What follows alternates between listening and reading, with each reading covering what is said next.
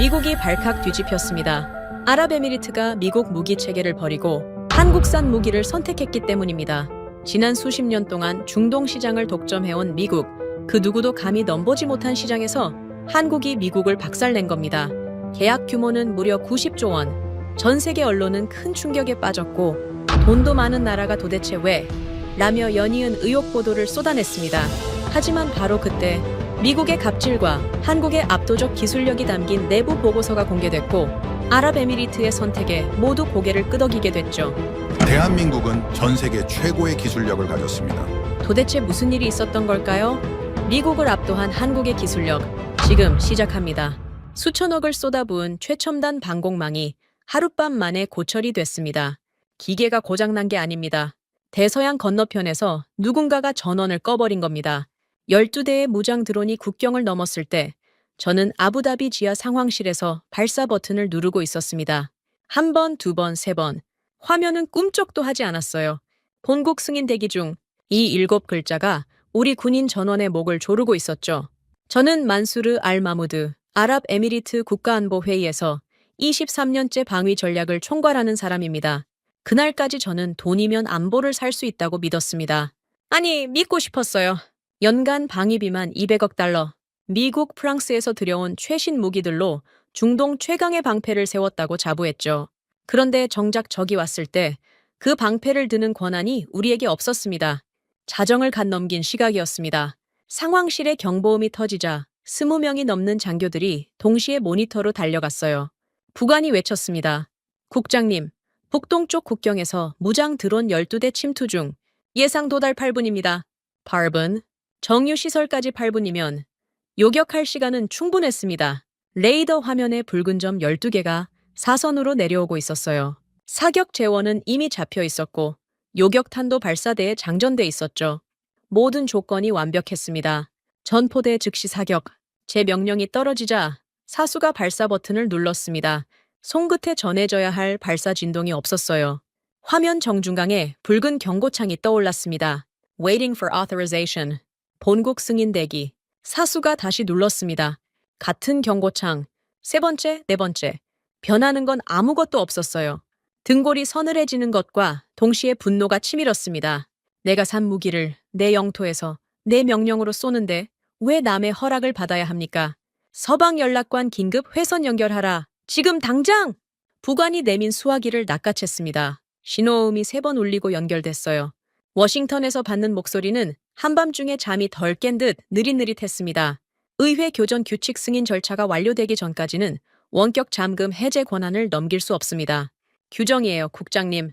귀를 의심했습니다. 지금 이 순간 드론 12대가 우리 머리 위를 날고 있다고요. 제가 목소리를 높였습니다. 우리 국민의 생명이 걸린 문제요. 5분 안에 정유시설이 타격당합니다. 짧은 침묵이 흘렀어요. 그리고 돌아온 대답은 이랬습니다. 본국의 법적 절차를 무시할 권한은 저에게 없습니다. 뚜뚜뚜 전화가 끊어졌습니다. 일방적으로요. 수화기를 쥔 손가락 마디가 하얗게 질렸습니다. 이게 동맹입니까?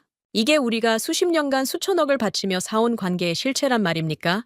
상황실의 시간은 멈추지 않았습니다. 레이더 화면 속 붉은 점들이 정유시설 좌표 위로 겹쳐 들어가고 있었어요. 장교들이 저를 쳐다봤습니다. 누군가는 이를 악물고 누군가는 입술이 파랗게 질려 있었죠. 저는 할 수 있는 게 아무것도 없었습니다. 200억 달러짜리 방공망의 총책임자가 발사 버튼 앞에 서서 두 손이 묶인 채 적의 드론을 구경하고 있었던 겁니다. 첫 번째 폭발음이 들렸습니다. 상황실 천장의 형광등이 흔들렸어요. 두 번째, 세 번째 폭발이 이어졌고 유리창 너머 아부다비의 밤하늘이 주황빛으로 물들었습니다. 정유시설이었습니다. 모니터에 CCTV 영상이 올라왔어요. 시커먼 연기 기둥이 하늘을 뚫고 솟아오르고 있었습니다. 5년 전의 기억이 불기둥과 함께 되살아났어요. 서방 방공망이 본사 서버 점검을 핑계로 15분간 셧다운됐을 때 날아온 미사일의 제 부하 12명이 눈앞에서 숫덩이가 됐었죠. 그날의 비명이 귓전에서 울렸습니다. 또 같은 꼴을 당하고 있었어요. 주먹이 떨렸습니다. 주먹만이 아니었습니다. 온몸이 떨리고 있었어요. 분노인지 무력감인지 저도 분간이 안 됐습니다. 사태 수습에 3시간이 걸렸습니다. 소방대가 투입되고 부상자 후송이 시작됐어요. 다행히 사망자는 없었지만 정유시설 2곳이 반파됐고 피해 추산액은 아직 집계조차 불가능했죠. 상황실의 아비규환이 겨우 가라앉을 무렵 사이버 정보국의 파티마 대위가 태블릿 하나를 들고 들어왔습니다. 국장님, 1차 접속 로그 분석이 끝났습니다. 보셔야 합니다. 파티마 대위의 얼굴이 창백했어요. 태블릿 화면을 넘기는 손끝이 미세하게 떨리고 있었습니다. 저는 화면을 받아들었어요. 심장이 멎는 것 같았습니다. 요격 실패의 원인은 기계 결함이 아니었습니다. 서방 본사 서버에서 발사 승인 프로토콜을 고의로 지연시킨 접속 기록이 타임스탬프와 함께 찍혀 있었어요. 의회 승인 보류라는 핑계 뒤에 숨어서 누군가가 의도적으로 우리의 발사 체계를 잠가버린 겁니다. 피가 거꾸로 솟았습니다. 저는 부관에게 고함쳤어요. 글로벌 다이내믹스 중동 총괄 리처드 브라운을 지금 즉시 이 상황실로 불러와라. 40분 뒤 리처드가 상황실 문을 열고 들어왔습니다. 양복에 주름 하나 없었고 에스프레소 잔을 한 손에 들고 있었어요. 방금 사람들의 머리 위로 폭탄이 떨어졌는데 이 남자는 카페에서 산책을 하고 온 표정이었습니다. 발사 체계를 왜 잠갔소? 제 목소리가 상황실 전체에 울렸습니다. 리처드는 커피를 한 모금 홀짝이더니 느긋하게 입을 열었어요. 교전 규칙이 변경됐습니다, 국장님. 의회의 사전 승인 없이는 우리가 공급한 체계를 사용할 수 없도록 본사 방침이 업데이트됐어요. 규정을 따른 겁니다. 규정. 우리 국민의 머리 위로 드론이 날아들고 있었는데 이자가 입에 담은 단어가 규정이었습니다. 저는 리처드의 옷깃을 움켜쥐었어요. 에스프레소 잔이 바닥에 떨어져 산산조각 났습니다. 장교들이 달려들어 저를 말렸죠. 그래서 우리가 맞고 죽는 동안 당신들은 의회 투표를 기다리고 있었다? 이게 동맹이라는 겁니까? 리처드는 옷깃을 털며 한 발 물러섰습니다. 표정 하나 안 변했어요. 그리고 천천히 가방에서 서류 한 묶음을 꺼내 탁자 위에 올려놓았습니다. 제목이 눈에 들어왔습니다. 통합방공 시스템 긴급 재계약안. 이게 뭡니까? 요격 체계를 풀어달라는 건데 새 청구서를 가져왔다고요? 리처드가 여유롭게 웃었습니다. 시스템을 정상화하려면 새 계약 조건이 필요합니다. 본사의 결정이에요. 불기둥의 열기가 차에 가시지도 않은 상황실에서 이 남자는 우리의 공포를 가격표로 환산하고 있었습니다. 23년을 이 자리에서 버텼습니다. 갖은 위협과 압박 속에서도 이 나라의 하늘을 지켜왔다고 자부했어요. 그런데 그 23년의 자부심이 지금 이 순간 모래처럼 부서지고 있었습니다. 저는 청구서 위에 시선을 고정한 채 이를 악물었습니다. 내 나라의 하늘을 지키려 눌렀던 발사 버튼은 강대국의 허락 없이는 한낱 고철 덩어리에 불과했습니다. 유리창 너머로 아직도 시커먼 연기가 피어오르고 있었어요. 그 연기 속에서 5년 전에 잃은 전우들의 얼굴이 어른거렸습니다. 저는 그 자리에서 결심했습니다. 이 목줄을 끊지 못하면 같은 비명이 또 울릴 거라는 걸 뼛속까지 알고 있었으니까요. 리처드가 내민 청구서의 잉크가 마르기도 전에 다음 날 오전 긴급 회의가 소집됐습니다. 장소는 국가안보회의 지하 3층 밀실. 에어컨이 불가동인데도 공기가 차갑게 느껴졌어요. 아니, 차가운 건 공기가 아니라 그 방 안에 앉은 사람들의 표정이었습니다. 테이블 상석에 리처드 브라운이 다리를 꼬고 앉아 있었습니다. 어젯밤 제가 멱살을 잡았던 바로 그 남자예요. 양복은 새 것으로 갈아입었고 넥타이 매듭은 흠잡을 데 없이 반듯했습니다. 정유시설 두 곳이 반파된 다음 날 아침에 이 인간은 면도까지 깔끔하게 하고 나타난 겁니다. 테이블 맞은편에는 재무장관 타리크 알 하비브가 태블릿을 움켜쥐고 있었고 그 옆에는 공군 참모총장 칼리드 빈 사이드가 훈장 가득한 가슴을 꼿꼿이 세우고 앉아 있었습니다. 리처드가 먼저 입을 열었습니다. 사과가 나올 거라 기대한 건 아니었어요. 하지만 이 정도일 줄은 몰랐습니다. 어젯밤 사태에 대해 유감스럽게 생각합니다.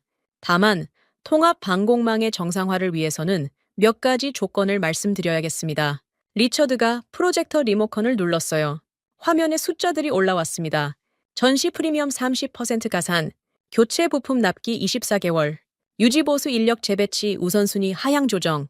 저는 숫자 하나하나를 읽으며 관자놀이가 욱신거렸습니다. 쉽게 말하면 이런 겁니다. 값은 30%더 내라. 부품은 2년 뒤에나 주겠다. 고쳐줄 사람도 당분간 못 보낸다. 어젯밤 우리 정유시설을 불태운 게 누구 때문인데 거기에 웃돈을 얹어내라는 겁니까? 타리크 장관의 얼굴에서 핏기가 싹 빠졌습니다. 태블릿 위에 손가락이 부들부들 떨리고 있었어요. 이 사람은 아랍에미리트의 금고를 지키는 사람입니다. 매일 아침 뉴욕 증시와 국제 유가를 확인하며 디르함 한 푼도 허투루 쓰지 않는 것으로 악명이 높았죠. 그런 타리크 장관의 입에서 절제를 잃은 목소리가 터져 나왔습니다. 30% 프리미엄의 2년 대기라니. 그동안 우리 하늘은 누가 지킵니까? 이건 수리 견적서가 아니라 강도짓이요. 리처드는 눈 하나 깜짝하지 않았어요. 커피 잔을 천천히 내려놓으며 고개를 살짝 기울였습니다. 마치 때를 쓰는 아이를 바라보는 것 같은 눈빛이었죠. 그 시선이 저를 더 미치게 만들었습니다. 칼리드 장군이 주먹으로 테이블을 내리쳤습니다. 물잔이 튀어올랐어요. 당장 내일 저기 또 오면 어쩔 건가? 2년을 기다리는 동안 우리 부하들은 맨몸으로 죽으란 말이냐? 칼리드 장군의 목에 핏줄이 굵게 섰습니다. 이 사람은 40년 가까이 전투기 조종관을 잡아온 노장이에요. 미군과의 연합작전에서 받은 훈장만 12개. 뼛속까지 전투 조종사인 사람이 부하들의 목숨을 볼모로 잡히자 체면 같은 건 안중에도 없었습니다. 리처드가 입꼬리를 올렸습니다. 미소라고 부르기엔 너무 잔인한 표정이었어요.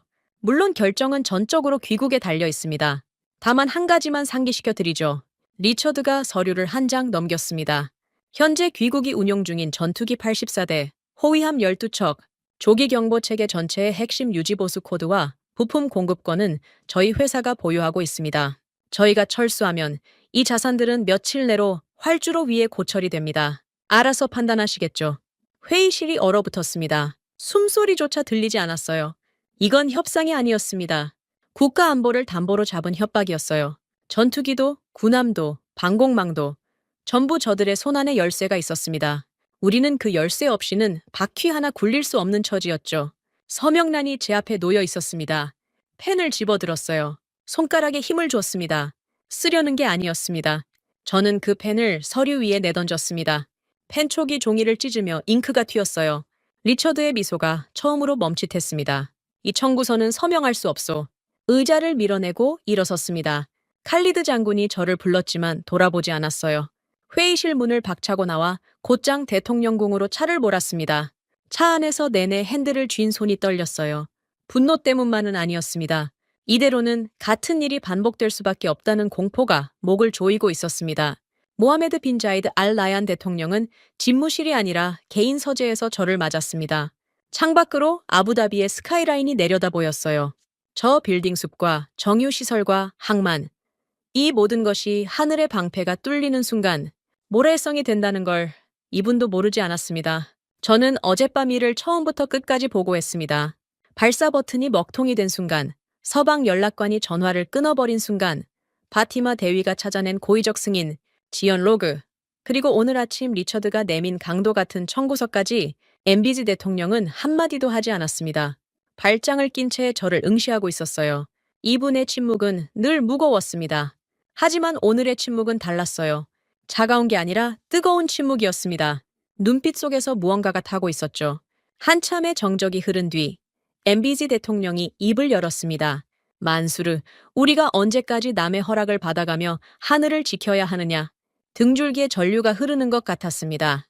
이 한마디는 질문이 아니었어요. 결심이었습니다. 엠바이지 대통령이 자리에서 일어나 창가로 걸어갔습니다. 아부다비의 야경을 내려다보며 낮은 목소리로 말했어요. 안보 공백이 단 하루도 발생하지 않는다는 조건을 맞춰라. 그 조건만 충족된다면 새로운 패를 찾아보는 것을 허락하겠다. 가슴이 터질 것 같았습니다. 대통령의 재가라는 건 수십 년간 이어온 서방과의 방산, 관계를 근본부터 뒤흔들 수 있는 열쇠를 손에 쥔 거나 마찬가지였으니까요. 저는 곧장 집무실로 돌아와 비밀 TF를 꾸렸습니다.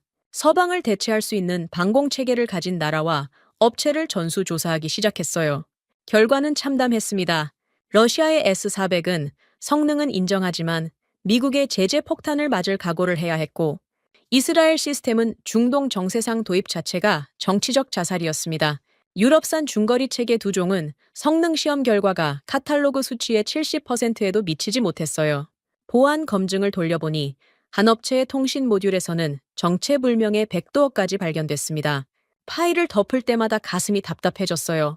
사흘 밤을 꼬박 세웠습니다. 책상 위에 각국 방산업체의 제안서가 산처럼 쌓였지만 어느 것 하나 엠비지 대통령이 내건 조건, 단 하루의 공백도 없을 것을 충족시키지 못했습니다. 성능이 되면 정치가 발목을 잡았고 정치가 되면 기술이 모자랐어요. 어느 쪽을 골라도 결국 또 다른 나라의 목줄을 목에 거는 꼴이었습니다. 새벽 4시, 커피도 식은 차에 방치된 집무실에서 저는 의자 등바디에 머리를 기댔습니다. 천장의 형광등이 지직거리며 깜빡이고 있었어요. 동맹이라는 이름표를 단 목줄이 이 나라의 숨통을 조이고 있었습니다. 그 목줄을 끊을 칼은 어디에도 보이지 않았어요. 눈을 감으니 어젯밤의 불기둥이 눈꺼풀 안쪽에서 다시 타올랐습니다. 5년 전에 잃은 전우들의 얼굴도요. 이대로 주저앉을 수는 없었습니다. 반드시 길이 있어야 했어요. 아직 제가 들여다보지 못한 어딘가에 사흘째 밤을 사운 직후였습니다. 비몽사몽간에 책상 위에 보안 전화가 울렸어요. 정보국 직통이었습니다. 중국 측 비밀 특사가 접촉을 시도하고 있다는 보고였죠. 뭐라고요? 냉수를 끼얹은 듯 잠이 확 달아났습니다. 중국은 빨랐어요. 우리가 서방과 삐걱거린다는 정보를 어떻게 입수했는지 이틀도 안 돼 사절단을 꾸려 보낸 겁니다. 비공개 접견 요청이었습니다. 저는 만날 수밖에 없었어요. 선택지가 바닥난 상황에서 돌멩이라도 뒤집어 봐야 했으니까요. 접견실에 나타난 중국 측 수석 대표는 말끔한 영어를 구사했습니다. 제안서를 펼쳐놓는 손놀림도 매끄러웠어요. 가격을 보는 순간 눈이 번쩍 뜨였습니다. 서방 견적의 절반도 안 되는 금액이 찍혀 있었거든요. 납기도 12개월, 서방이 2년을 기다리라던 것과는 차원이 달랐죠. 입이 벌어질 만한 조건이었습니다. 하지만 저는 23년을 이 바닥에서 굴러먹은 사람입니다. 세상에 공짜는 없어요. 특히 이 가격에는 반드시 숨겨진 대가가 있을 터였습니다. 파티마 대위에게 중국 측이 제안한 통신 모듈의 정밀 보안 검증을 지시했어요. 결과는 이틀 만에 나왔습니다. 파티마 대위가 분석 보고서를 들고 왔을 때 대위의 표정만으로 답을 알 수 있었습니다. 통신 기판 깊숙이 박혀있던 칩 하나, 설계도면 어디에도 명시되지 않은 정체불명의 통신 칩이 모든 데이터를 외부로 빼돌릴 수 있는 구조로 심어져 있었어요. 반값의 정체는 이것이었습니다. 우리 방공망의 모든 레이더 정보, 교전 데이터, 지휘, 통신을 통째로 들여다볼 수 있는 창문을 우리 돈 받고 설치하겠다는 거였죠. 속이 뒤집혔습니다. 서방은 열쇠를 안 주고 중국은 뒷문을 숨겨놓고 이놈이나 저놈이나 우리를 호구로 보는 건 매한가지였어요. 저는 중국 측 수석 대표를 다시 불렀습니다. 보안 검증 결과를 테이블 위에 펼쳐놓자 그제야 그 매끄럽던 미소가 사라지더군요. 이 자리에서 나가시오? 2번 다시 이 건물에 발을 들이지 마시오. 저는 그 말만 하고 자리를 떠났습니다. 문을 닫는 순간 다리에 힘이 풀리는 것 같았어요. 서방도 안 되고 러시아도 안 되고 중국마저 이 꼴이니 진짜 이 세상에 우리 하늘을 우리 손에 쥐어줄 나라가 없는 겁니까? 그날 오후였습니다. 외교 채널을 통해 전혀 예상하지 못한 곳에서 면담 요청이 들어왔어요. 대한민국 대통령 특사 자격의 고위급 사절단이 아부다비에 도착했다는 통보였습니다. 솔직히 처음에는 코웃음이 나왔습니다. 한국이라 청홍 미사일 몇 기를 들여온 적은 있었죠. 국지 방어용으로는 쓸만했습니다. 하지만 국가 전체의 통합 방공망을 맡길 상대로는 한 번도 고려해 본 적이 없었어요. 미국, 프랑스, 영국, 이 판의 선수들은 정해져 있었으니까요. 그래도 만났습니다. 아까 말했지 않습니까? 돌멩이라도 뒤집어 봐야 할 판이었으니까요. 회의실 문이 열리고 2사람이 들어왔습니다. 앞에 선 남자는 말끔한 양복을 입고 있었지만 눈빛이 보통이 아니었어요. 호랑이 같은 도끼가 서려 있었습니다. 강훈식 대한민국 대통령 특사 겸 방산수출 총괄. 그 뒤에는 군복 차림의 건장한 남자가 서 있었어요. 최태진 대령, 국방과학연구소 파견 총괄이라고 자신을 소개했습니다. 이 사람의 손을 악수하는 순간 느꼈어요. 손바닥이 거칠었습니다. 서류를 넘기는 손이 아니라 장비를 만지는 손이었죠. 강훈식 특사가 테이블 위에 올려놓은 것은 무기 카탈로그가 아니었습니다. 저는 표지를 보고 눈을 의심했어요. 한아랍에미리트 전략적 협력 패키지, 방산 350억 달러에 원전과 AI 인프라 300억 달러를 묶은 총 650억 달러짜리 청사진이었습니다. 무기 몇 점 팔겠다는 게 아니라 국가 인프라 전체를 함께 설계하겠다는 제안이었어요. 갈리드 장군이 서류를 집어들더니 코방귀를 뀌었습니다. 청홍 미사일 몇 기로 기지 하나 막는 건 인정하지. 하지만 국가 통합 방공망을 아시아 국가에 맡긴다? 내 부하들의 목숨을 실험대에 올리란 소리냐. 칼리드 장군의 목소리에는 모욕에 가까운 경멸이 묻어 있었습니다. 40년간 미군과 어깨를 나란히 한 사람에게 한국은 여전히 검증 안 된 아시아 업체에 불과했던 거죠. 저는 강훈식 특사의 반응을 지켜봤습니다. 이런 자리에서 서방 업체라면 얼굴이 붉어지거나 아니면 능글맞게 넘어가거나 둘 중 하나였을 겁니다. 강훈식 특사는 어느 쪽도 아니었어요. 표정 하나 변하지 않았습니다. 등을 곧게 편 채 칼리드 장군의 눈을 정면으로 마주 보았어요. 장군님, 우리는 무기 상인이 아닙니다. 회의실이 조용해졌습니다. 강훈식 특사가 서류 한 장을 밀어냈어요.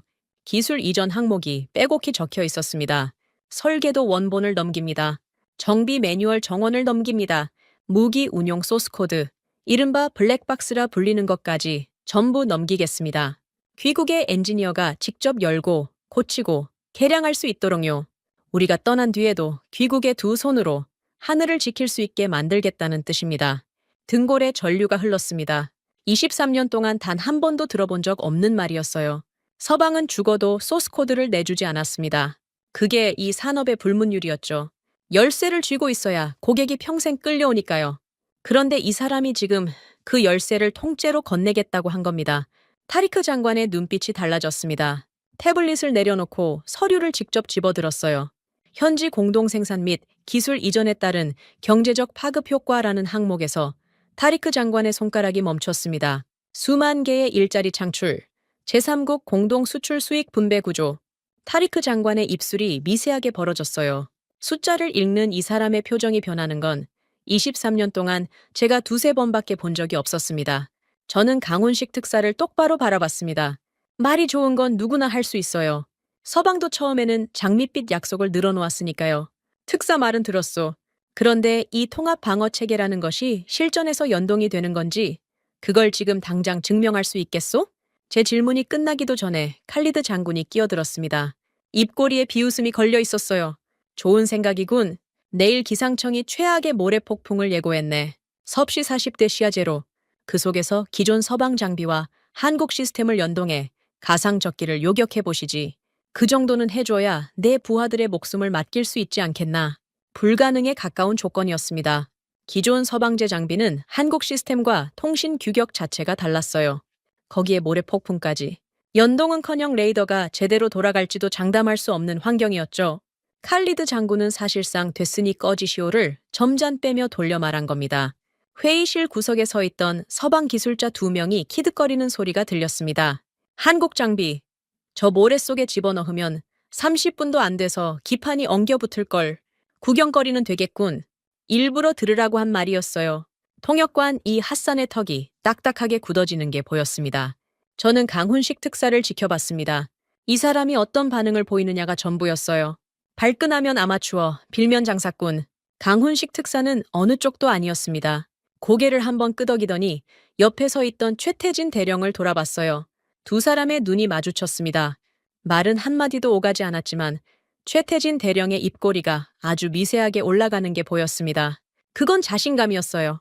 내일 새벽 5시까지 훈련장에 장비를 전개하겠습니다. 최태진 대령의 목소리는 담백했습니다. 허세도 변명도 조건도 없었어요. 칼리드 장군이 코웃음을 치며 자리에서 일어났습니다. 서방 기술자들의 킥킥거림은 더 커졌죠. 저는 강훈식 특사의 눈을 마지막으로 한 번 더 봤습니다. 흔들림이 없었어요. 이 사람들이 허풍을 치는 건지 진짜 뭔가를 가지고 온 건지 내일이면 알게 될 터였습니다. 새벽 4시 반 훈련장에 도착했을 때 이미 한국 팀은 움직이고 있었습니다. 칠흑 같은 어둠 속에서 군용 트럭 6대의 헤드라이트가 사막을 훑고 있었어요. 최태진 대령이 작업복 차림으로 트럭 짐칸 위에 올라서서 장비 하역을 지휘하고 있었습니다. 양복은커녕 방탄조끼도 안 입고 있었어요. 기름때가 잔뜩 묻은 작업복에 군화끈도 제대로 안 묶은 채 새벽 사막의 기온이 영상 12도까지 내려갔는데 이 사람의 이마에는 벌써 땀줄기가 흐르고 있었습니다. 5시가 되자 동이 텄고 동시에 기상청의 예보가 현실이 됐습니다. 서쪽 지평선에서 누런 벽이 밀려오기 시작했어요. 모래 폭풍, 앞이 안 보이는 정도가 아니었습니다. 3미터 밖의 사람 윤곽조차 사라지는 수준이었어요. 바람이 귀를 찢고 모래 입자가 피부에 박히듯 날아들었습니다. 섭씨 40도의 열기와 모래가 뒤섞여 숨을 쉬는 것 자체가 고역이었죠. 칼리드 장군이 방사능 방호복 수준의 장비를 갖추고 참관 텐트에 들어섰습니다. 리처드도 그 옆에 앉았어요. 선글라스를 밀어 올리며 바깥을 내다보는 표정이 여유 그 자체였습니다. 마치 실패가 확정된 경기를 구경하러 온 사람 같았죠. 시연이 시작됐습니다. 첫 번째 관문은 기존 서방제 구형 레이더와 한국 지휘통제소 간의 통신 연동이었어요. 규격이 다른 두 시스템을 하나로 묶어야 하는 작업. 평상시에도 까다로운 작업인데 이 모래 폭풍 속에서 전파가 제대로 잡힐 리 없었습니다. 예상대로였어요. 연동을 시도한 지 7분 만에 통신 신호가 끊겼습니다. 모니터에 붉은 경고등이 켜지고 한국 지휘통제소와 서방 레이더 사이의 데이터 링크가 완전히 죽어버렸어요. 참관 텐트에서 리처드가 다리를 꼬며 입꼬리를 올리는 게 모니터 너머로 보였습니다. 칼리드 장군은 팔짱을 낀 채 미동도 없었고요. 끝났다는 표정이었습니다. 그때 최태진 대령이 에어컨이 돌아가는 통제 컨테이너의 문을 벌컥 열고 밖으로 뛰쳐나갔습니다. 방호복이 없었어요. 곡을 하나 달랑 쓰고 모래 폭풍 속으로 뛰어든 겁니다. 저는 모니터로 지켜보며 눈을 의심했습니다. 미친 짓이었어요. 저 바람에 5분만 노출돼도 기관지가 망가질 수 있었거든요. 최태진 대령은 서방제 레이더 기지국까지 200m를 뛰어갔습니다. 한국 기술진 3명이 뒤따랐어요. 모래 속에서 쓰러지고 일어나기를 반복하면서 레이더 기지국의 외장 패널을 맨손으로 뜯어낸 최태진 대령이 회로 기판 앞에 쪼그리고 앉았습니다. 납땜 인두를 꺼내 들었어요. 모래가 회로 위로 쏟아져 내리는 걸 한 손으로 막으면서 다른 손으로 서방 시스템의 통신, 단자와 한국 시스템의 중계 모듈을 수동으로 잇기 시작했습니다. 옆에서 카메라가 잡은 최태진 대령의 얼굴을 저는 잊을 수가 없습니다. 모래가 볼에 박혀 피가 배어 있었어요. 고글 안쪽으로 땀이 흘러 앞이 제대로 안 보였을 겁니다. 그런데 이 사람의 손은 떨리지 않았습니다. 납땜 인두가 밀리미터 단위로 정확하게 움직이고 있었어요. 옆에서 한국 기술진이 먼지투성이 컵라면을 뜯어 건넸고 최태진 대령은 국물도 안 마시고 면만 씹으며 작업을 이어갔습니다. 36시간이 흘렀습니다. 저는 그 사이 통제소와 참관 텐트를 수십 번 오갔어요. 잠을 잔 기억이 없습니다. 최태진 대령과 한국 기술진은 36시간 동안 사막 바닥에서 한 발짝도 움직이지 않았습니다. 교대도 없었어요. 중간에 한 명이 탈수 증세로 쓰러졌는데 링거를 맞으며 다시 납땜 인두를 잡았습니다. 48시간째 되던 새벽, 통제소 모니터에 변화가 생겼습니다. 죽어있던 데이터 링크 표시등이 하나씩 켜지기 시작한 거예요. 초록불이 하나 둘 셋, 흩어져 있던 포대 4곳의 신호가 한국 지휘통제소로 빨려 들어오더니 화면 위에 통합 사격 재원이 잡혔습니다. 심장이 쿵 내려앉았어요. 된 겁니까? 정말 된 겁니까? 최태진 대령의 목소리가 무정의를 타고 들어왔습니다. 거칠고 쉰 목소리였어요. 연동 완료. 가상 표적 발사 요청합니다. 칼리드 장군이 참관석에서 몸을 앞으로 숙였습니다. 리처드의 다리가 풀렸어요. 가상 적기 세대가 초저고도로 진입하기 시작했습니다. 모래 폭풍은 여전히 미친 듯이 몰아치고 있었어요. 레이더 화면에 3개의 붉은 점이 찍혔고 통합 사격 통제 시스템이 자동으로 재원을 계산했습니다. 2처, 3처, 5처. 발사음 3번이 모래바람을 뚫고 연속으로 울렸습니다. 화면 속 붉은 점 3개가 동시에 사라졌어요. 쌈발쌈종. 1초의 오차도 없는 완벽한 요격이었습니다. 통제소에서 함성이 터졌습니다. 한국 기술진이 서로 얼싸안으며 소리를 질렀어요. 저는 의자 팔걸이를 움켜쥐고 모니터만 응시하고 있었습니다. 손끝에 감각이 없었어요. 불가능하다고 생각했습니다. 모래 폭풍 속에서 규격이 다른 시스템을 수동으로 이어붙여서 48시간 만에 해냈다고요? 참관 텐트에서 소리가 났습니다. 도자기가 깨지는 소리. 리처드의 커피잔이 바닥에 산산조각 나 있었어요. 리처드의 입이 반쯤 벌어져 있었습니다. 처음 보는 표정이었죠. 칼리드 장군은 한마디도 하지 않았어요. 팔짱을 풀고 두 손을 무릎 위에 올린 채 모니터만 쏘아보고 있었습니다. 그때 상황실 문이 거칠게 열렸습니다. 파티마 대위였어요. 숨이 가빴고 손에는 붉은 봉인이 찍힌 기밀 폴더를 들고 있었습니다. 국장님, 지금 바로 보셔야 합니다.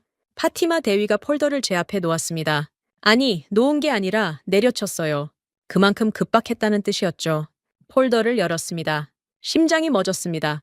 1장의 드론 타격 당시 서방 본사 서버의 상세 접속 기록이었어요. 파티마 대위팀이 3일 밤을 파고들어 복원한 로그 데이터였습니다. 화면을 채운 건 타임스탬프와 명령어의 행렬이었어요. 그날 밤 의회 승인 보류라는 외교적 핑계 뒤에서 실제로 무슨 일이 벌어졌는지가 1초 단위로 기록돼 있었습니다. 드론이 국경을 넘기 4분 전 서방 본사 서버에서 원격 명령이 내려왔습니다. 발사 승인 프로토콜 비활성화. 4분 전이에요. 드론이 오기도 전에 누군가가 우리의 방패를 미리 내려놓은 겁니다. 의회 승인 지연이 아니었어요. 처음부터 쏘지 못하게 잠가버린 거였습니다. 저는 칼리드 장군을 봤습니다. 장군도 같은 화면을 보고 있었어요. 장군의 얼굴이 시퍼렇게 변하고 있었습니다. 40년 동안 미군과 어깨를 나란히 하며 쌓아온 신뢰, 가슴팍에 달고 다니던 연합훈장, 12개의 무게가 한순간에 무너져 내리는 게 눈에 보였어요. 칼리드 장군이 천천히 자리에서 일어섰습니다. 아무 말도 하지 않았어요. 군복 가슴팍에 손을 올렸습니다. 미군 연합작전 훈장이었죠. 40년 군 생활에서 가장 자랑스러워하던 것. 쇠가 찢어지는 소리가 났습니다. 칼리드 장군이 훈장을 뜯어냈어요. 핀이 군복 천을 찢으며 빠져나왔습니다. 장군의 손이 떨리고 있었습니다. 분노인지 비통함인지 아마 둘 다였을 겁니다. 훈장이 바닥에 떨어졌습니다. 맑은 금소금이 울렸어요. 칼리드 장군이 그 위에 군화를 올려놓았습니다. 꽉 밟았어요. 쇳덩이가 바닥에 눌리며 찌그러지는 소리가 상황실을 가득 채웠습니다. 아무도 입을 열지 못했어요. 칼리드 장군이 모래먼지를 뒤집어 쓴 채 막 들어오던 최태진 대령을 돌아봤습니다. 장군의 눈이 붉었어요. 평생 자신의 눈을 가리고 있던 무언가가 방금 벗겨진 사람의 얼굴이었습니다. 최태진 대령은 피부가 벗겨지고 모래가 들러붙은 얼굴로 장군을 마주봤어요. 두 사람 사이에 말은 없었습니다. 수십 년을 믿었던 동맹의 증표는 바닥에서 찌그러져 있었고 사막의 모래를 뒤집어 쓴 이방인의 땀방울이 우리의 진짜 방패였습니다. 그날 밤 저는 한숨도 자지 못했습니다. 칼리드 장군이 훈장을 밟아 뭉갠 그 금소금이 귓전에서 떠나지 않았어요. 40년을 바친 신념이 부서지는 소리였으니까요. 하지만 감상에 빠져 있을 시간이 없었습니다. 저는 새벽까지 보고서를 작성했어요. 제목은 단 한 줄이었습니다. 한국 방산 협력 전면 도입안 350억 달러. 이틀 뒤 국가안보회의 긴급회의가 소집됐습니다. MBZ 대통령이 직접 참석하는 최고 수위의 회의였어요. 이 자리에서 서방과의 관계를 끊고 한국으로 전면 전환할 것인지 국가의 운명을 결정하는 순간이었습니다. 회의장에 들어서자 공기가 무거웠습니다. MBZ 대통령이 상석에 앉아 있었고 그 옆으로 칼리드 장군, 타리크 장관, 그리고 정보국장까지 전원이 모여 있었어요. 강훈식 특사와 최태진 대령은 회의장 밖 별실에서 대기 중이었습니다. 제가 프로젝터를 켰습니다. 사막 시연 영상부터 시작했어요. 모래폭풍 속에서 최태진 대령이 맨몸으로 회로를 잇는 장면, 산발 삼중의 요격 장면, 그리고 파티마 대위가 찾아낸 서방의 고의적 전원 차단 로그까지 영상이 끝나자 회의장이 정막에 잠겼습니다. 각하, 더 이상 서방의 목줄에 매여서는 이 나라의 하늘을 지킬 수 없습니다. 한국의 전 주기 협력 패키지를 전면 도입할 것을 상정합니다. 제 목소리가 회의장에 울렸어요. MBZ 대통령은 표정 없이 저를 응시하고 있었습니다. 칼리드 장군은 이틀 전과 달랐어요. 훈장이 뜯겨나간 자리에 실밥이 풀린 군복 그대로였습니다. 반대 의견을 낼 기색이 아니었죠. 타리크 장관은 태블릿 화면을 두드리며 숫자를 검산하고 있었고요. 분위기가 기울고 있었습니다. 바로 그때였어요. MBZ 대통령의 비서관이 급히 문을 열고 들어왔습니다. 각하, 워싱턴에서 긴급 통화 요청입니다. 미상원 군사위원회 소속 의원입니다. 회의장의 온도가 순식간에 떨어졌어요. MBZ 대통령이 수화기를 집어들었습니다. 스피커폰으로 전환하지는 않았지만 대통령의 표정 변화만으로 통화 내용을 짐작할 수 있었습니다. 눈이 가늘어졌어요. 턱 근육이 단단해졌습니다. 3분쯤 지났을까 MBZ 대통령이 수화기를 조용히 내려놓았어요. 한국과 방산 계약을 체결할 경우 현재 운용 중인 전투기 전력에 대한 부품 공급을 전면 중단하겠다는 통보다 회의장이 얼어붙었습니다. 전투기 부품 금수. 이건 단순한 경고가 아니었어요. 우리 공군 전투기 84대의 심장을 멈추겠다는 선전포고였습니다. 부품 공급이 끊기면 석 달 안에 가동률이 반토막 나고 6달이면 활주로 위에 고철이 됩니다. 타리크 장관이 의자에서 벌떡 일어섰어요. 얼굴이 하얗게 질려 있었습니다. 각하, 잠깐 멈추셔야 합니다. 전투기 84대가 묶이면 공군 전력의 60%가 증발하는 겁니다. 거기에 달러 결제망까지 건드리면 국채 금리가 폭등해요. 안보를 찾으려다 국방 전체가 마비되는 자살 행위입니다. 타리크 장관의 목소리가 갈라지고 있었어요. 이 사람은 겁쟁이가 아니었습니다. 숫자로 현실을 읽는 사람이었죠. 그리고 그 숫자가 지금 공포를 말하고 있었던 겁니다. 회의장이 흔들리기 시작했습니다. 정보국장도 고개를 숙였어요. 미국이 진짜 금수 카드를 꺼내든다면 한국과의 계약이 아무리 좋아도 과도기를 버틸 수 없다는 계산이 모든 사람의 머릿속을 돌고 있었습니다. 지금까지 쌓아올린 판이 무너지려 하고 있었어요. 강훈식 특사를 들어오게 하십시오. 제 목소리였습니다. MBZ 대통령이 저를 봤어요. 잠시 침묵이 흐른 뒤 대통령이 고개를 끄덕였습니다. 비서관이 문을 열었어요. 강훈식 특사가 걸어 들어왔습니다. 회의장의 살벌한 분위기를 단번에 읽었을 거예요. 하지만 이 사람의 걸음에는 망설임이 없었습니다. 테이블 앞에 선 강훈식 특사가 넥타이를 풀어 헤쳤어요. 양복상의 단추도 풀었습니다. 격식을 차릴 때가 아니라는 뜻이었죠. 방금 워싱턴에서 뭐라고 했는지 알고 있습니다. 회의장이 조용해졌어요. 강훈식 특사가 테이블 위에 새로운 서류를 펼쳐 놓았습니다. F-35의 빈자리는 우리가 메웁니다. KF-21 전투기를 양국이 공동 개발하고 이곳에 최종 조립 라인을 세우겠습니다. K2 전차와 천무다연장 로켓도 현지 생산 체제로 전환합니다. 하늘이 뚫린다면 대한민국 국군이 운용 중인 물량에서 당장 빼서라도 석 달 안에 귀국의 방공 공백을 틀어막겠습니다. 숨이 막혔어요. 자국군의 물량을 빼서라도 우리 하늘을 덮겠다고요? 이건 장사꾼의 말이 아니었습니다. 강훈식 특사가 서류의 마지막 페이지를 펼쳤어요. 타리크 장관의 시선이 거기에 꽂혔습니다. 제3국 공동수출 플랫폼 구축안. 강훈식 특사가 타리크 장관을 정면으로 바라봤습니다. 장관님, 한 가지 더 있습니다. 아랍에미리트를 무기 소비국으로 두지 않겠습니다. 이곳을 아랍 전역에 방산 장비를 수출하는 허브로 만들겠습니다. 현지 생산된 장비를 제3국에 공동으로 수출하고 그 수익을 양국이 나누는 구조입니다. 이건 비용이 아닙니다. 투자입니다. 타리크 장관의 손이 멈췄습니다. 태블릿을 내려놓고 서류를 직접 집어들었어요. 수출 수익 분배율, 현지 공장 건설에 따른 고용 창출 수치, 원전과 AI 인프라까지 묶인 복합 경제 효과. 5분 전까지 공포에 질려있던 타리크 장관의 눈이 완전히 다른 빛으로 바뀌었습니다. 미국은 우리에게 늘 영수증만 줬소. 쓴 만큼 내라, 더 내라, 기다려라. 그런데 이건 다릅니다. 타리크 장관이 서류를 내려놓으며 회의장 전체를 둘러봤어요. 목소리에 떨림이 없었습니다. 한국은 우리에게 지분을 주겠다는 겁니다. 이 패키지는 350억 달러짜리 무기 거래가 아니라 100년짜리 경제동맹입니다. 5분 전에 자살 행위라고 외치던 사람의 입에서 나온 말이었습니다. 회의장의 공기가 다시 움직이기 시작했어요. MBZ 대통령이 저를 봤습니다. 지금까지 한마디도 하지 않았던 대통령의 시선이 매서웠어요. 감정이 아니라 판단을 하는 눈이었습니다. 만수르, 예, 카카? 저 한국인들의 약속을 네가 국가의 운명을 걸고 보증할 수 있느냐? 회의장의 모든 시선이 저에게 쏠렸습니다. 칼리드 장군도 타리크 장관도 정보국장도 모두가 제 대답을 기다리고 있었어요. 이 질문의 무게를 모를 리 없었습니다. 국가의 운명, 그건 내 목숨보다 무거운 것이었죠. 저는 소매를 걷어 올렸습니다. 5년 전 화상으로 뒤덮인 12개 흉터가 형광등 아래 드러났어요. 서방의 방공망이 15분간 꺼졌을 때 제 부하 12명과 함께 불길에 휩쓸린 그날의 증거였습니다. 그 흉터 위에 손을 짚고 탁제 팔을 올려놓았어요. 각하, 서류를 가져온 사람들이라면 저는 이 자리에 서지 않았을 겁니다. 저들은 서류가 아니라 피와 땀을 가져왔습니다. 섭씨 40도 모래폭풍 속에서 맨몸으로 회로를 이은 사람들입니다. 제 목을 걸겠습니다. MBZ 대통령이 자리에서 일어났습니다. 회의장 전체가 숨을 멈췄어요. 대통령이 테이블 위에 서류 앞으로 걸어갔습니다.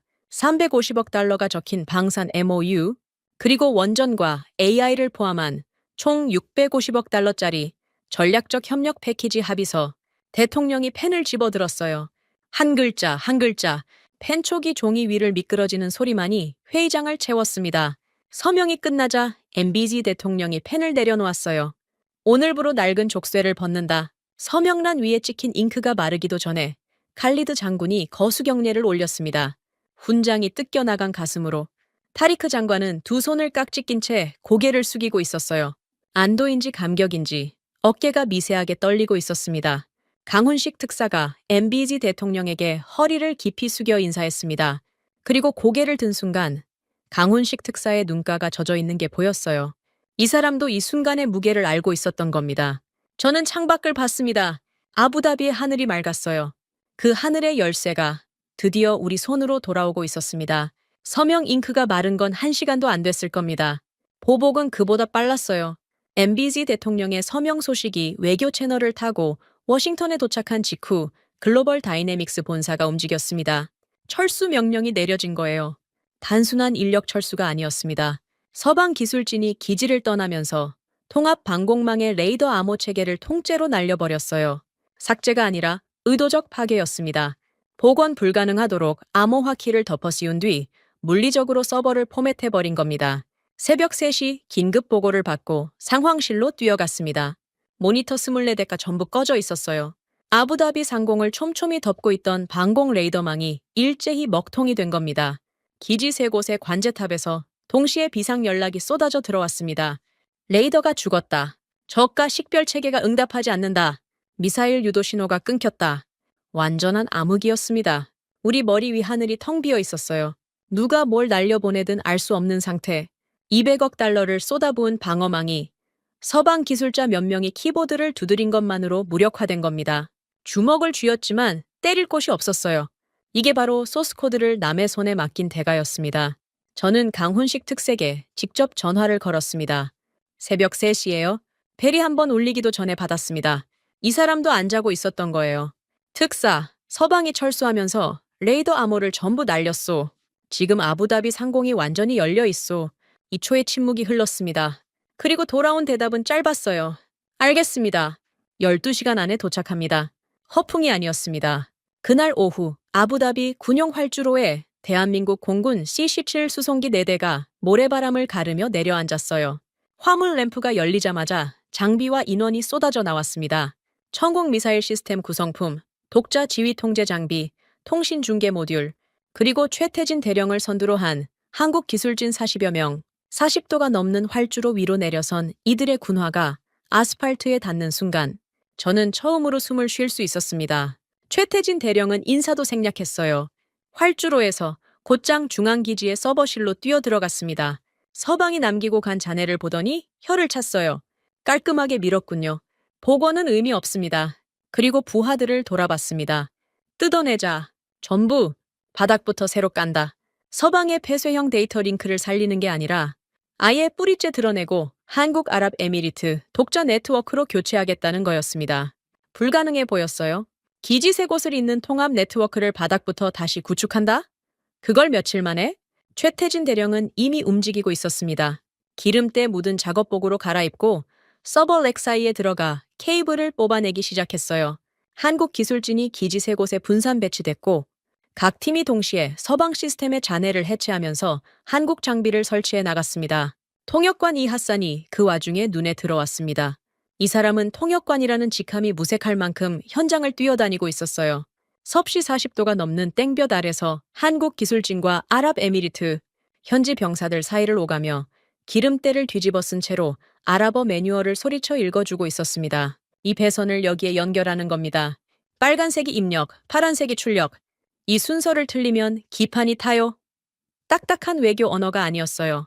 현지 병사들이 알아듣는 말투로 농담을 섞어가며 기술을 뼛속까지 새겨 넣고 있었습니다. 아랍에미리트 병사 한 명이 배선을 잘못 잡자 이 핫산이 달려가 어깨를 탁 치며 형씨, 이쪽이야 이쪽이라고 아랍어로 외치는 게 들렸어요. 저 한마디에 병사의 긴장이 풀리는 게 보였습니다. 사흘 밤낮이 흘렀습니다. 저는 기지 3곳을 돌며 진행 상황을 확인했어요. 최태진 대령은 한 번도 누워서 잔 적이 없었습니다. 서버실 바닥에 등을 기대고 15분씩 쪽잠을 자는 게 전부였어요. 한국 기술진 중 셋이 탈진으로 쓰러졌고 링거를 맞으며 다시 일어나 장비 앞에 섰습니다. 나흘째 되던 새벽, 강훈식 특사가 저를 찾아왔습니다. 손에 태블릿을 들고 있었어요. 국장님, 오늘 드릴 것이 있습니다. 태블릿 화면을 켜서 제 앞에 놓았습니다. 화면에 뜬 것은 암호화된 파일 전송 프로토콜이었어요. 파일 목록을 훑는 순간 손끝이 저렸습니다. 천국 느아이를 포함한 통합 방공 시스템의 코어 소스 코드, 마스터 권한, 서방이 수십 년 동안 죽어도 내주지 않았던 무기의 심장에 해당하는 열쇠였습니다. 이걸 넘기면 우리가 자체적으로 시스템을 열고 고치고 업데이트하고 개량할 수 있어요. 누구의 허락도 필요 없이요. 전송 준비 완료입니다. 수신 확인만 해주시면 마스터 권한이 귀국의 서버로 이관됩니다. 강훈식 특사의 목소리는 담담했습니다. 하지만 이 한 문장의 무게가 얼마나 되는지 저는 23년 경력의 모든 감각으로 알고 있었어요. 서방은 이걸 주지 않기 위해 우리를 인질로 잡았고 우리는 이걸 얻기 위해 굴욕을 감수해 왔습니다. 그런데 이 사람들이 그걸 요구하지도 않았는데 스스로 내밀고 있었어요. 수신 확인 버튼을 눌렀습니다. 화면에 진행바가 채워지기 시작했어요. 100% 전송 완료. 마스터 권한이 아랍에미리트 국방 서버에 안착했습니다. 손이 떨렸어요. 태블릿을 쥔 손가락에서 힘을 뺄 수가 없었습니다. 나흘째 밤 모든 작업이 끝났습니다. 최태진 대령이 무정의를 들고 최종 점검 명령을 내렸어요. 기지 세 곳에서 동시에 보고가 들어왔습니다. 연동 정상, 사격 통제 정상, 데이터 링크 정상. 최태진 대령이 저를 봤습니다. 고개를 한번 끄덕였어요. 제가 통합 시스템 가동 명령을 내렸습니다. 24대의 모니터가 동시에 켜졌어요. 아부다비 상공의 저녁이 초록빛 격자로 뒤덮였습니다. 모든 표기가 아랍어였어요. 영어가 아니라 아랍어, 우리 글자로, 우리 서버에서, 우리 암호로 돌아가는 방공망이었습니다. 시스템이 가동된 지 9분도 안 됐을 거예요. 레이더의 반응이 찍혔습니다. 국경 부근에서 접근하는 소형 비행체 하나, 반군의 정찰 드론이었어요. 새 방공망이 자동으로 추적을 시작했습니다. 사격 재원이 잡히고 요격 시퀀스가 올라왔어요. 이번에는 붉은 경고창이 뜨지 않았습니다. 본국 승인 대기 중 따위는 어디에도 없었어요. 발사 승인 권한이 이 상황실에 제 손끝에 있었습니다. 발사 버튼을 눌렀습니다. 이번에는 반응했어요. 화면 속 녹색 점이 붉은 점을 향해 날아갔고 2초 뒤 붉은 점이 사라졌습니다. 공중에서 분해된 거예요. 상황실에서 함성이 터져 나왔습니다. 아랍에미리트 병사들이 서로 얼싸안으며 외치고 있었어요. 아랍어로요. 저는 환호에 섞이지 못했습니다. 의자에 앉은 채 모니터를 바라보고 있었어요.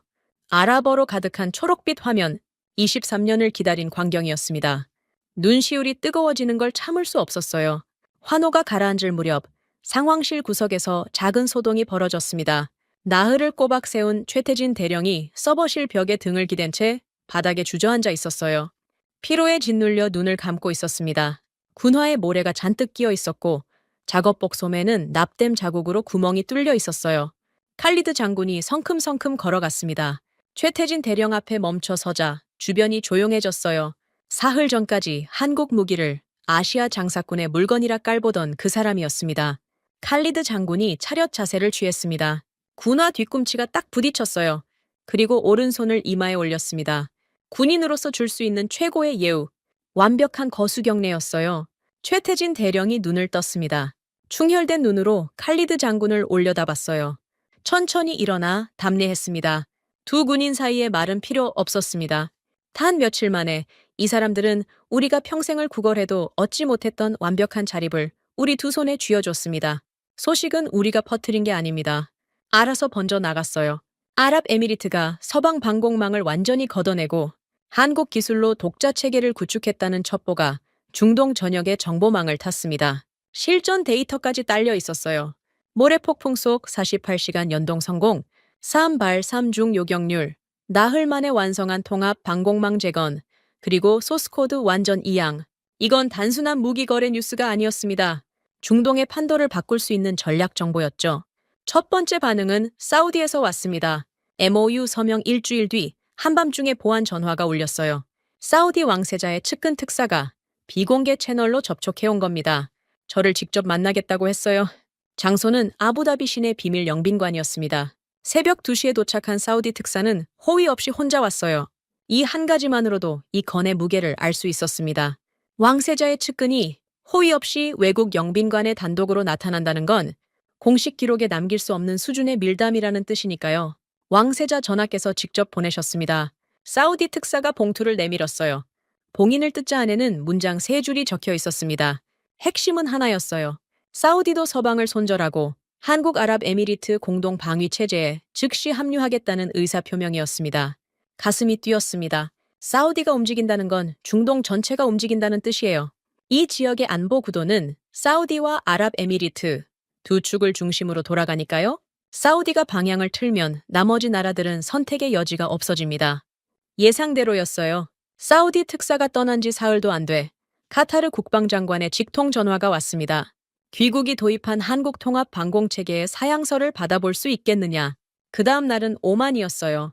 그 다음은 쿠웨이트, 바라인. 수십 년간 서방의 눈치만 보며 꼼짝 못하던 나라들이 앞다투어 한국 측에 연합 구매 문의를 쏟아내기 시작했습니다. 제 사무실 전화가 하루에 20통씩 울렸어요. 전부 같은 질문이었습니다. 한국이 우리에게도 소스 코드를 넘겨줄 수 있느냐? 저는 강훈식 특사와 주변국 대응 전략을 조율하기 시작했습니다. 개별 대응으로는 한계가 있었어요. 그래서 다른 방법을 택했습니다. 주변국 특사 6명을 한자리에 모았어요. 아부다비 NSC 별관 대회 의실이었습니다. 테이블에 둘러앉은 얼굴들을 보며 저는 입을 열었습니다. 신사 여러분, 지금까지 우리는 각자의 하늘을 각자의 돈으로 남의 기술로 지켜왔습니다. 결과가 어땠습니까? 쓰고 싶을 때 못 쓰고, 고치고 싶을 때 못 고치고, 값을 올려도 고개를 숙여야 했죠. 회의실이 조용했어요. 한 명도 반박하지 않았습니다. 전부 같은 경험을 한 사람들이었으니까요. 이제 이 판을 바꿉시다. 한국의 기술을 표준으로 삼아 중동의 하늘을 우리가 직접 연합해서 통제하는 겁니다. 제안의 골격은 간단했습니다. 한국 기술을 기반으로 한 통합방공연합체, 각국이 독자적으로 운용하되 유사시에는 하나의 네트워크로 묶이는 공동방위체계였어요.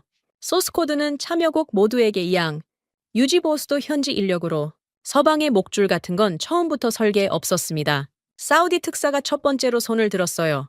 우리 왕세자께서도 같은 구상을 하고 계셨소.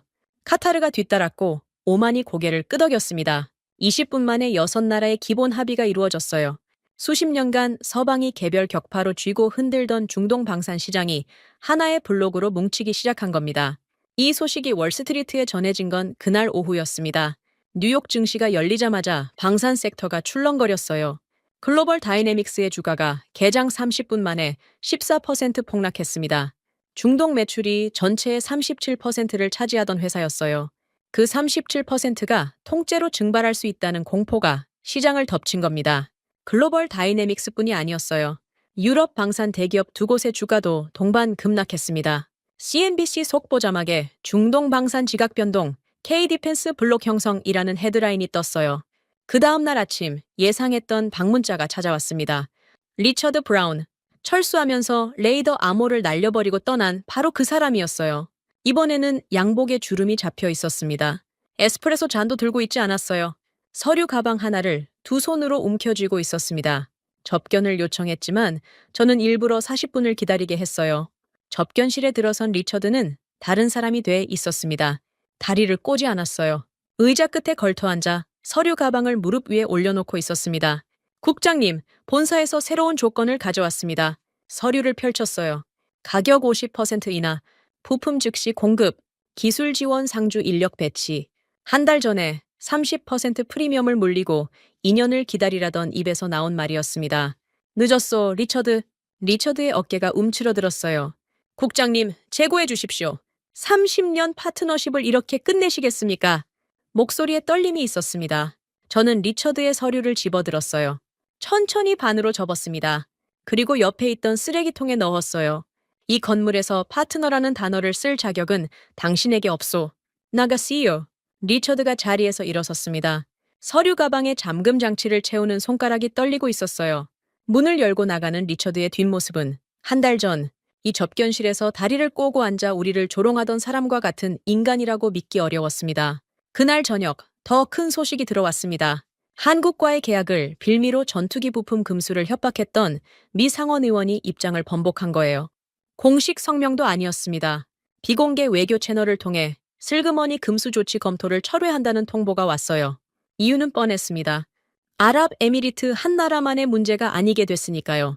사우디, 카타르, 오만까지 줄줄이 한국 쪽으로 움직이는 판에 금수 카드를 밀어붙이면 중동 전체를 적으로 돌리는 셈이었습니다. 석유, 달러 결제, 지정학적 거점.